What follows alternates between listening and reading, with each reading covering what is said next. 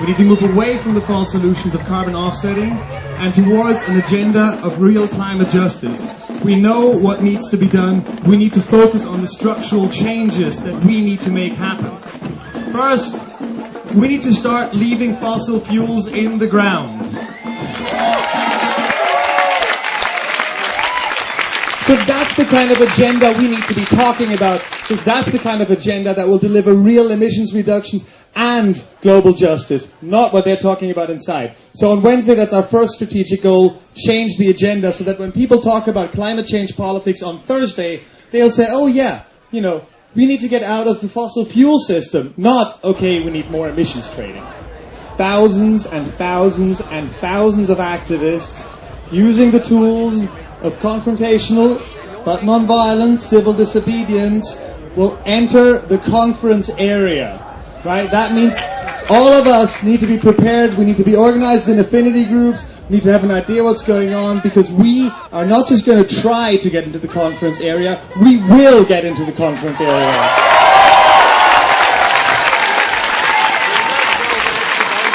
My concern is we all know that a fight with the cops is capable of ending all other conversations. And I think there is an opportunity. There is actually a lot of hope inside the Bella Center that the 16th really can be a people's assembly, that it can show how crazy this discussion is. Inside the Bella Center, they have seminars going on all day about adapting to climate change, okay? So you go to these seminars, and it's about how the clever people in Bangladesh are adapting to climate change by building boats, okay? But we're not talking about the real adaptation to climate change, which is us changing our behavior, okay? And this is what we have a chance to show the world with the world media, what an actual climate summit should look like. There are a lot of people who want to join with us, but it's a precarious situation. It's really a precarious situation. It's nothing like Seattle. There are government delegations that are thinking about joining you. If this turns into a riot, it's going to be a riot. We know this story. I'm not saying it's not an interesting story, but it is what it is. It's only one story. It will turn into that.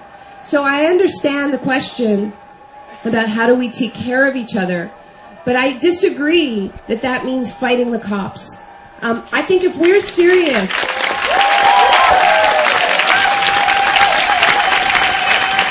And let me tell you, never in my life have I ever said that before.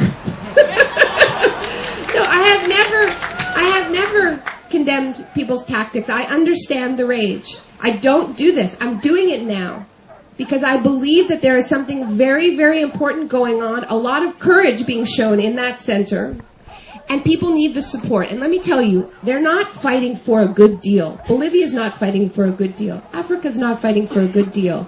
They're trying to stop a disastrous deal from being imposed on them. And this is where you come in. The stakes are very, very high.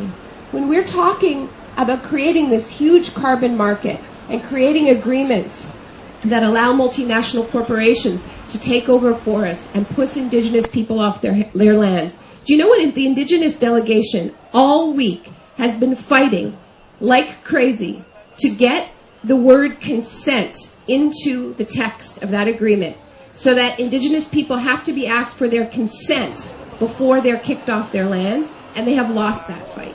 That's why they're going to be walking out. We need to hear this. People need to understand that. What do you suggest is the tactic? Well, I think it's the entrance and allow them to I don't know exactly what the tactics should be, but I think, the reason why I am standing with Reclaim Power is because it clearly says that people will not escalate, even if attacked by the cops. We can't control the cops, but we can control our own behavior.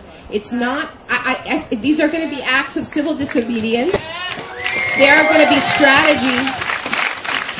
You've got some incredible organizers in your midst, and there are going to be strategies for dealing with police violence. But I think people should be very clear that anybody who escalates is not with us. Is not with us. Because people are going to be taking tremendous risks when they come out.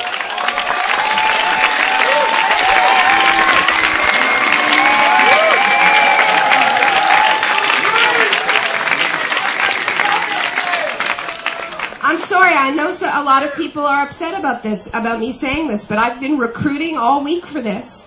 And I've been recruiting for it based on the stated principles that are there, and I think we have a responsibility to defend them. Like I said, I have never said this before.